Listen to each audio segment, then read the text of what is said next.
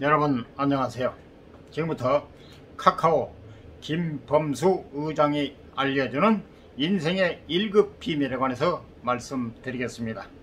짧게 후려친 그의 인생 스토리. 김범수는 1966년 이남 3녀 중 셋째로 태어났습니다.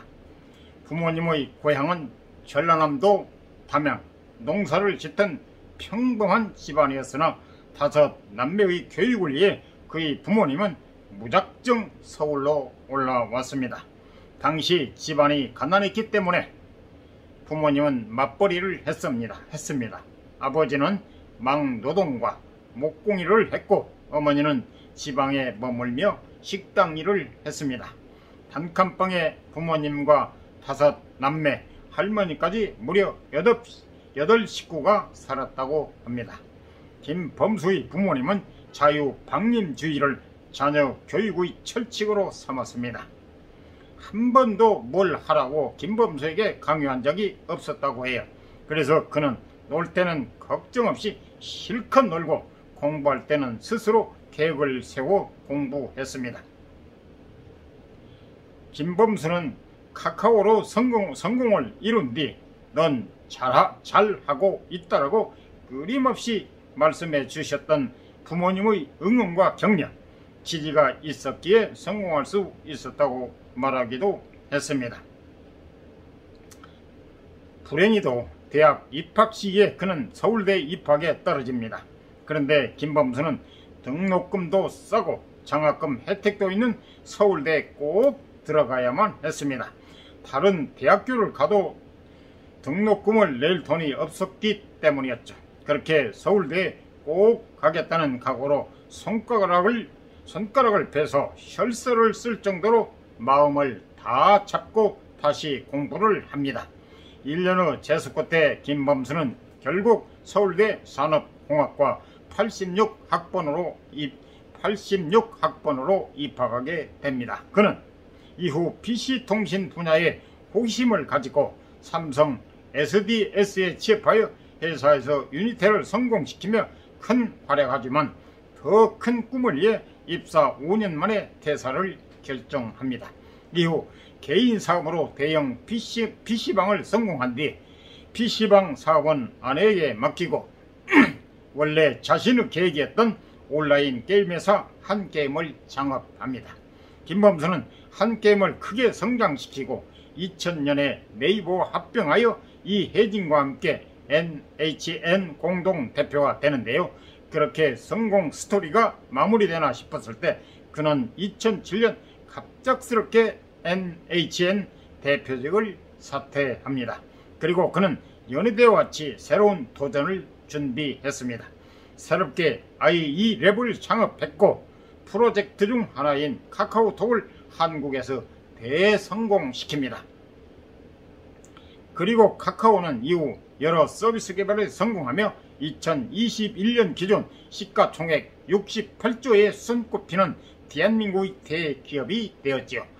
PC, 통신, 유니텔, 온라인 게임 신화, 한게임 국내 1등 포털 네이버의 NHN, 카카오 신드롬의 카카오톡, 김범수는 대한민국 스타트업 신화에서 빠질 수 없는 인물입니다.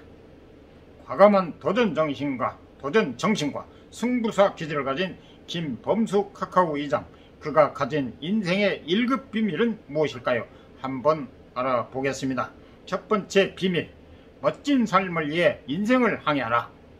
김범수는 남들이 보기에만 그럴듯해 보이는 삶을 살려고 하는 것을 경계합니다. 그래서인지 그는 젊은이들에게 악착같이 살지 말라고 조언하기도 합니다. 그가 악착같이 살지 말라고 하는 것은 열심히 살면 안 된다는 뜻이 아닙니다. 자기에게 맞지 않는 것, 자신이 행복하지 않는 것을 남의 눈 때문에 악착같이 해가면서 살지 말라는 뜻입니다. 내가 원하는 삶이 아닌 남들이 보기에 그럴듯해 보이는 삶을 살려고 악착같이 노력할수록 나아질 게 없기 때문이겠죠. 1996년 김범수는 삼성 SDS에서 유니테를 성공으로 이끌며 승승장구를 했지만 입사 5년 뒤 더 이상 비전이 보이지 않다는 걸 느꼈습니다.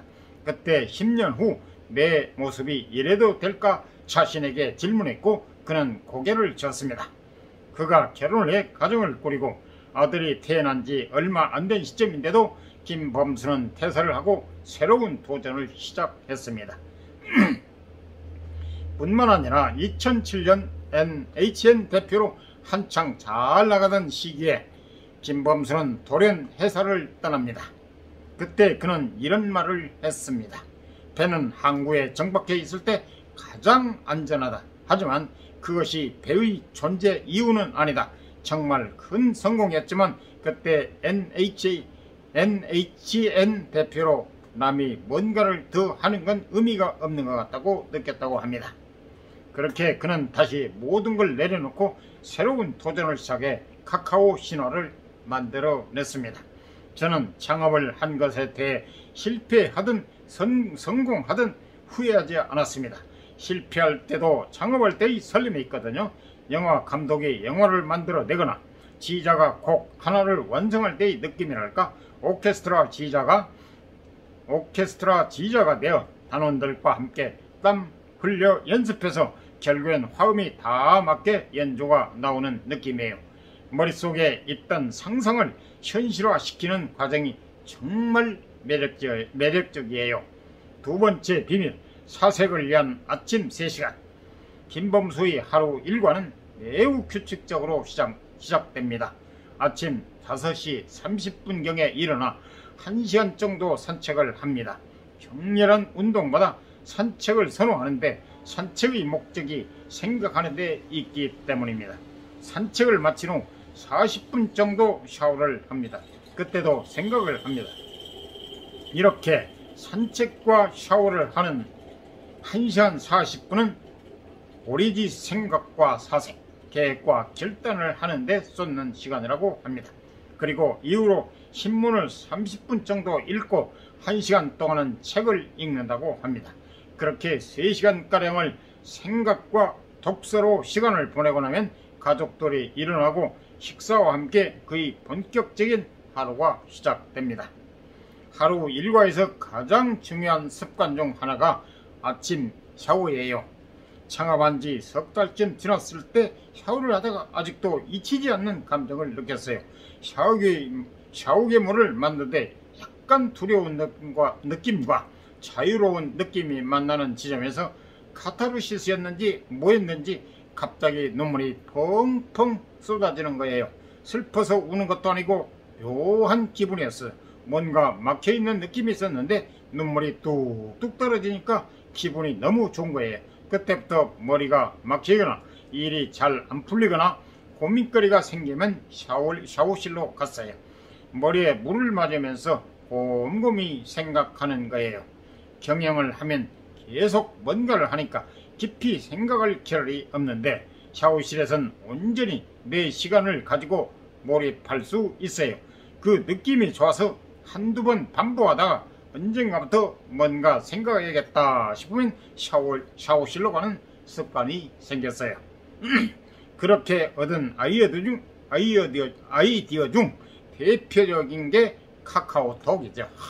많이들 영감을 어디서 얻냐고 물어요. 제일 큰 건 상상이에요. 어렸을 때부터 엉뚱한 상상을 즐겼어요. 호기심과 상상이 연결되는 것 같아요. 책도 중요한 영감의 원천이고요. 책 속에서 마주치는 누군가의 경험, 말 한마디, 통찰력이 확실히 영감을 줘요. 누군가를 만나서 대화하는 가운데 툭 던져지는 한마디도 영감이 되곤 해요. 그래서 나와 다른 관점을 가진 사람과 대화하는 걸 굉장히 좋아해요. 아, 이렇게 생각하는 사람도 있구나, 이런 분야도 있구나 하고 내 지식의 영역이 확정되는 느낌이 정말 좋아요. 세 번째 비밀, 다른 관점으로 보는 눈을 키우다. 죄송합니다. 김범수는 관점의 차이를 강조합니다. 같은 것을 보고 남과 다르게 생각하는 것에서 인생의 답이 나온다는 것이죠. 그는 관점의 차이를 말할 때 박찬욱 감독의 영화 올드보이를 자주 예로 듭니다. 영화에서 15년 동안 감금돼 있다가 풀려난 인물인 최민식이 자신을 가둔 유지태에게 이렇게 묻습니다. 도대체 왜 나를 15년 동안이나 가둔 거냐? 누구나 당연히 이같이 물었을 것입니다. 하지만 영화 속 유지태는 뜻밖의 대답을 하지요. 당신이 틀린 질문만 하니까 틀린 답만 찾을 수밖에 없잖아. 왜 가둬뒀냐가 아니라 왜 풀어줬냐가 올바른 질문이지. 김범수는 이 장면을 보고 뒤통수를 맞은 것 같이 정신이 멍해졌다고 합니다. 상식적으로 누구나 그러하리라고 생각할 수밖에 없는 상황에서도 전혀 다른 행동을 하는 사람들이 있다는 사실입니다. 김범수가 이 장면에서 특히 충격받은 이유를 생각해 보면 그가 이미 다르게 생각하기 중요성을 알고 있었기 때문일 것입니다. 그는 초등학교 시절 1부터 100까지 숫자를 더하는 퀴즈를 1 플러스 2 플러스 3 99 플러스 100이 아닌 101 플러스 101 플러스 101 1100 10100 진표 100 1100 나누기 2는 5050으로 풀어낸 소년 가우스의 스토리를 듣고 어떻게 이런 생각을 할 수 있는지 믿을 수 없을 정도로 신기했었다고 합니다. 그때 소년 김범수는 세상의 중요한 발견은 이 같은 관점의 차이에서 비롯될 수 있음을 어렴풋하게 알게 됐습니다. 그는 마치 세상의 진리를 알 수 있는 자신만의 비결을 갖게 된 것 같았다고 합니다. 기본적으로 저는 제 자신을 오물한 개구리라고 생각해요. 내가 틀릴 수 있다. 내가 일부만 볼 수 있다. 내가 잘 못 볼 수 있다. 이런 생각이 꽉 박혀 있어요. 그래서 회의할 때도 제 생각을 별로 고집하지 않아요. 되도록 사람들 얘기를 끌어내고 저한테 영감을 주는 단어나 포인트에 그거 좋은 의견인데 이런 식으로 반응하면서 생각을 쌓아 올려요. 저는 습관을 강력한 무기라고 생각해요. 거기에는 사고의 습관도 포함되어 어떤 사고를 할 때 경계를 인식하느냐 못하느냐의 차이가 굉장히 커요. 언어는 결국 대상을 관념하는 거라서 어떤 현상이나 의견을 정제된 언어로 정확히 표현하기가 만만치 않아요. 제가 말보다 그림을 그리거나 칠판에 쓰면서 생각하는 방식을 좋아하는 이유 중 하나예요. 커뮤니케이션이 생각보다 어렵더라고요. 네 번째 비밀, 스타트업 성공의 첫 번째 요소는 팀이다. 스타트업의 성공을 위해서는 아이템, 인재, 자금, 기술력 등 여러가지 요소들이 복합적으로 필요합니다. 김범수는 그 중에서 가장 중요한 요소는 당연 팀이라고 말합니다. 사람들은 모두 부족한 게 있고 그것을 채워줄 수 있는 게 바로 팀이라면서요. 김범수가 삼성 SDS를 퇴사하고 PC방 한게임 창업을 시작할 때도 SDS 동료인 문태식, 남궁훈 같은 실력 있는 친구들과 같이 힘을 합쳐 시작했습니다. 현 카카오의 전신인 IE랩을 만들 때도 나이는 어리지만 차분하고 단호하면서도 아이디어가 풍부한 이재범, 한게임 시절 같이 일한 천재 개발자 이화경, 인재 욕심의 둘째가라면 서러운 전재환과 함께 시작했죠. 승부사적인 결단력과 추진력을 가진 김범수와 여러 훌륭한 팀원들은 엄청난 시너지를 냈습니다. 그는 여전히 스타트업은 팀과 사람, 그것이 전부라고 말합니다. 스타트업이 성공하는 데 있어 많은 요소가 있겠지만 하나를 꼽자면 당연히 팀이에요. 절대로 혼자서는 능력을 발휘할 수가 없어요. 자신의 약점을 보완할 팀이 있어야죠. 빨리 한번 해보고 안되면 다른 것을 시도해보고 이래야 하는데 팀이 꾸려지지 않으면 뭐가 안 나오죠. 물론 팀을 구성하려면 자기도 어느 정도 실력을 갖춰야 해요. 그래야 팀에 끼워주죠. 좋은 팀을 구성하느냐 못하느냐가 스타트업에서는 전부예요. 저는 그 사람이 지닌 나와는 다른 독특한 강점, 그 부분이 매력적인 사람들 좋아해요. 약점은 별로 안 봐요. 사람은 다 잘하는 게 있고 못하는 게 있으니까요. 그래서 제 주변에는 다양한 사람이 있어요. 단순히 똑똑하고 말 잘하고 실력 있는 이미지를 풍기는 사람뿐만 아니라 저 사람을 대체 왜? 라고 의문을 품는 사람도 종종 있어요. 직원들에게도 약점을 보완하기보다 강점을 더 강하게 만들라는 주문을 많이 해요. 5번째 비밀, 문제 해결 능력. 김범수는 인재에게 가장 필요한 역량으로 가로 열고 올바른 인성이나 타인의 아픔에 공감하는 능력, 이런 차질을 기본으로 갖춘다는 전제하에 가로 올바른 인성이나 타인의 아픔에 공감하는 능력, 이런 차질을 기본으로 갖춘다는 전제하에 가로 닫고 문제 해결 능력을 꼽습니다. 현대사회에서 창업을 하든 회사에 들어가든 요구되는 능력은 문제를 정의하고 해결하는 능력입니다. 문제 해결 능력을 키우기 위해서는 무엇이 필요할까요? 이에 대해 김범수는 커뮤니케이션, 컬래버레이션, 크리에이티브 싱킹 3가지가 필요하다고 말합니다. 그럼 이 능력들을 어떻게 키울까요? 김범수는 단순한 암기나 선생님이 주입시키는 정통적인 수업보다는 프로젝트 베이스 러닝과 플립 러닝 같이 학생이 스스로 학습하고 탐구한 내용으로 강의실에서 토론이나 문제풀이를 진행하는 교육 방식이 필요하다고 말합니다. 플립 러닝은 전통적인 수업 방식과는 달리 학생이 미리 학습한 뒤 실제 강의에서 교수와 토론을 펼치는 수업 방식입니다. 저는 플립 러닝에서 가능성을 발견했습니다. 한 교사 워크숍에 참석해 학생이 수업의 주도권을 가질 때 배움의 양상이 어떻게 달라지는지 직접 확인했습니다. 플립 러닝은 우리도 알지 못하는 미래에 적응할 수 있는 학생들을 길러낼 좋은 방법이라 생각합니다. 제가 살면서 이룬 가장 큰 성취는 제가 상상했던 무언가를 현실 세계로 옮겼을 때 그것이 유효하다는 자신감 내지는 자부심이에요. 한번 그러고 나니까 계속 눈덩이처럼 커지더라고요. 그러다 보니 더 자신있게 할 수 있었어요. 어떤 문제인지 인식만 되면 풀 수 있다는 생각이 들어요. 그리고 아무리 복잡하고 힘든 문제라도 풀 수 있다는 자신감이 주위에 있는 사람들을 움직이는 동력이 됩니다. 김범수의 의장의 자료를 찾기는 유독 힘들었습니다. 워낙 언론 노출을 꺼리시는 것으로 유명하시죠. 개인적으로 꼭 강연 영상을 보고 싶어서 찾다 보니 신문사의 짧은 강연 영상이 있었습니다.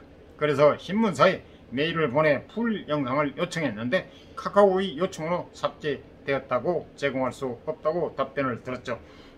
그래도 노력 끝에 김범수 의장의 인터뷰를 기록한 책을 구할 수 있었고 다른 2가지 책을 포함하여 제 기준으로 만족스러운 내용들을 찾을 수 있었습니다. 이 글의 내용은 여러 책을 참고로 상세한 분석을 통해 작성하였지만 김범수 의장의 입장과는 무관하며 전적으로 필자의 개인적인 견해임을 밝힙니다. 내용에 부족한 점이 있더라도 다양한 교훈을 이끌어내기 위한 결과로 이해해 주셨으면 좋겠습니다. 이상 도움이 되셨으면 구독, 좋아요, 알람 꾹 눌러주세요. 감사합니다.